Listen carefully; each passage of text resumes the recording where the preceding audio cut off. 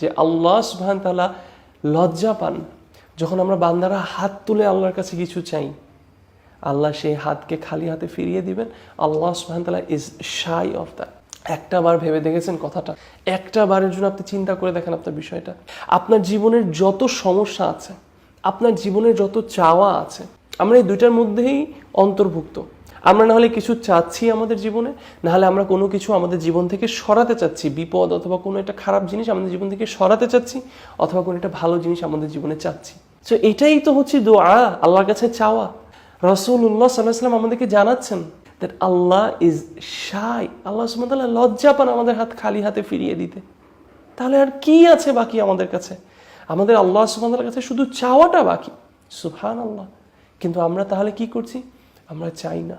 হতে পারে আমরা চাচ্ছি, কিন্তু আমরা এই ঈমানটা নিয়ে চাচ্ছি না যে আল্লাহ সুবহানাহু ওয়া তাআলা লজ্জা পান আমাদের এই হাতকে খালি হাতে ফিরিয়ে দিতে।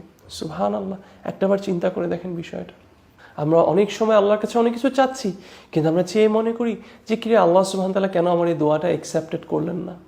মনে রাখতে হবে, দ্য ডিফল্ট পজিশন ইজ যে দোয়া করলেই দোয়া অ্যাকসেপ্টেড হবে।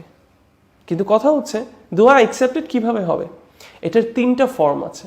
1, হতে পারে আপনি যেটা চেয়েছেন আপনি সেটা পেয়ে যাবেন। 2, আপনি যে দোয়াটা করেছেন এই দোয়ার কারণে আল্লাহ সুবহানাহু ওয়া তাআলা আপনার জীবনে আসা কোনো বিপদ আল্লাহ সুবহানাহু ওয়া তাআলা সরিয়ে দিবেন। অথবা 3, আপনি যখন দোয়া করবেন আপনি সেই দোয়াটা এই দুনিয়াতে, সেই দোয়াটা যেটা চেয়েছেন সেটা এই দুনিয়াতে পাবেন না, কিন্তু অন দ্য নেক্সট লাইফ আপনি ইয়াউমুল কিয়ামাতে, আপনি আখিরাতে গিয়ে আপনি অনেকগুলো সওয়াব পাবেন এই দোয়ার জন্য। তাহলে ভেবে দেখেন, আপনার এখানে হারানোর কিছুই নেই। আপনি দোয়া করেছেন মানেই আপনি উইন উইন সিচুয়েশনে, আপনি দোয়া করেছেন মানেই হচ্ছে আপনি দোয়াটা অ্যাকসেপ্টেড। কিন্তু সমস্যা হচ্ছে আমরা মনে করি যে আমরা নিজের জন্য যেটা চেয়েছি এটাই আমার জন্য বেস্ট, এটা অ্যাকসেপ্টেড হলে মানেই দোয়া অ্যাকসেপ্টেড হলো। বাট এমনটা না বিষয়টা। একজন বাচ্চা তো সারাক্ষণ চায় যে সে চকলেট খাবে সারাদিন। একজন যে গেম খেলে সে তো চায় সে সারাদিন শুধু গেম খেলবে। একজন যে সুইকে ভয় পায় সে তো কখনোই চায় না যে তার গায়ে কোনো সিরিঞ্জ ঢুক বা কোনো টিকা দেখ তার গায়ে। কিন্তু আমরা পরে বুঝছি যারা মোর নলেজেবল, যাদের মোর উইজডম আছে, যাদের আরো বেশি জ্ঞান আছে, তারা বুঝছে যে এই বাচ্চার জন্য বেশি সুগার ভালো না, এই ছেলেটার জন্য বেশি গেমস খেলা ভালো না, এই মানুষটার জন্য এই মুহূর্তে সিরিঞ্জ দিয়ে এই ওষুধটা শরীরে দেওয়াটাই তার জন্য উত্তম, যদিও সে মনে করছে এটা তার জন্য ভালো না।